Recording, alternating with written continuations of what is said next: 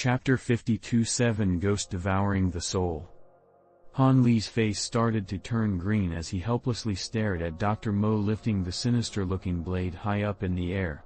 Under the beams of sunlight, the edge of the blade sparkled intensely, showing its sharpness conspicuously. His heart involuntarily began to panic, but his intellect told him that Dr. Mo was only intimidating him. Since Dr. Mo had expended so much effort to capture Han Li alive, he definitely wouldn't kill Han Li off so easily. As the sharp blade was seen descending slowly from the sky, targeting to pierce through his body, Han Li still remained silent, forcefully maintaining an expression of resoluteness. Just when the strange sinister blade was half an inch away from splitting his head that even the tip of his hair could feel the waves of coldness generated by the sinister blade, Han Li slowly closed his eyes as a hint of regret flashed through his mind. Could it be that Dr. Mo is really going to kill me? If I had known earlier, I would have begged for mercy. There might have been a sliver of hope for me to survive.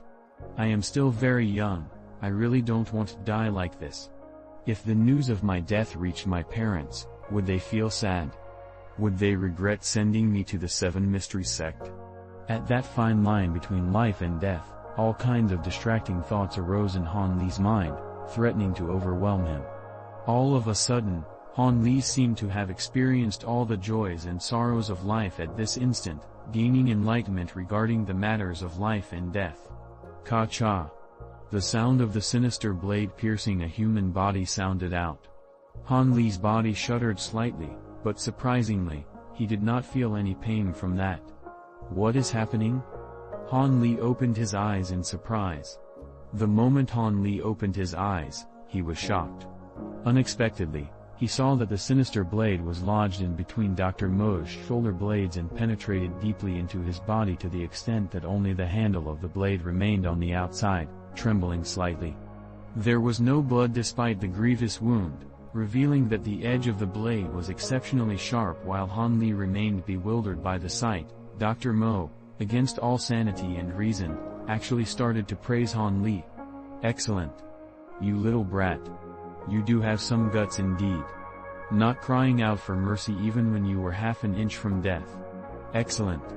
Ha ha ha. When I was out journeying in Jianghu in the recent past, I met plenty of heroes who claimed that they were not afraid of death.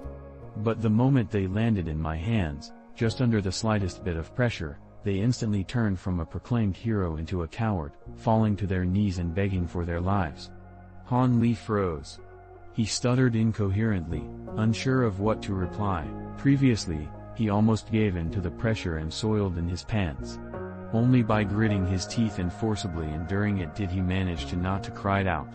It was also because in his heart he believed that Dr. Mo would not have killed him just like that, and thus he luckily passed this test. Moreover, Han Li also has his pride as a man, and he was unwilling to change his stance to beg Dr. Mo for mercy. Facing the praises from Dr. Mo, Han Li of course would not correct him. But countless contradictions arose in his heart, uncertain whether should he be happy or disappointed. Just as a multitude of thoughts swam around in Han Li's mind, Dr. Mo swiftly grabbed the rest of the sinister blades and proceeded to impale every part of his body deeply, only leaving the demonic heads of the sinister blades exposed. After Han Li recovered from his state of shock, he realized that there was a total of 7 sharp blades impaled in Dr. Mo's body. The blades are inserted in both of his shoulders, both of his legs, his lower abdomen, and rest of the blades were embedded in front of his chest. When looked at from afar, Dr. Mo gave off the impression that his body was hacked apart and dismembered in the midst of chaos. Han Li didn't know whether he should be happy or terrified by Dr. Mo's self-mutilation. Could it be that method was a prelude to a very powerful martial art? Could Dr. Mo be using the powerful martial art to deal with Han Li? After Dr. Mo finished impaling himself, he entered into a state of meditation, no longer speaking a word and ignoring all distractions. Han Li's heart shuddered slightly. He felt that this was a divine opportunity to escape. Just when he wanted to make a move, however, he abruptly stopped, appearing to have realized something. Han Li smiled bitterly. How could he have forgotten the giant fellow not far from Dr. Mo's side? That giant fellow had always been observing Han Li's movements. How could he have the chance to escape? It appeared that before entering his meditative state, Dr. Mo had already planned out everything meticulously. He was unafraid of any tricks that Han Li might have up his sleeves. This strange giant fellow named Iron Slave seemed to have originated from some place mysterious. His body was the same as Dr. Mo's demonic silver hands. The toughness of his body was such that even the fatal weakness of the male species, groin area, was impenetrable by sword or spears. All of Han Li's plans to escape was destroyed by the mere presence of this man. As Han Li was silently cursing the giant fellow in his heart, a change that seemed demonic in nature occurred in front of him. Dr. Mo's facial features started to twitch, followed by violent trembling of his whole body. His facial features contorted grotesquely, as if he was bearing tremendous pain. Along with the sinister blades impaled in his body, people observing would not help but be terror-stricken, as if that they could feel that there was an emergence of extremely chilled air rising in the room Dr. Mo was in. All of a sudden, Dr. Mo stopped trembling. However, an extremely weird low-toned roaring noise emitted from deep inside his throat. This sound has the feel of a savage primal beastly. At that instant, Dr. Mo appears to be no longer an old man but rather a terrifying primordial beast from the wilds. Following which, a even more horrifying thing happened. The ghostly mist that appeared on Dr. Mo's face a year ago, materialized again. Compared to a year ago, the ghostly mist that appeared now was distinctly different.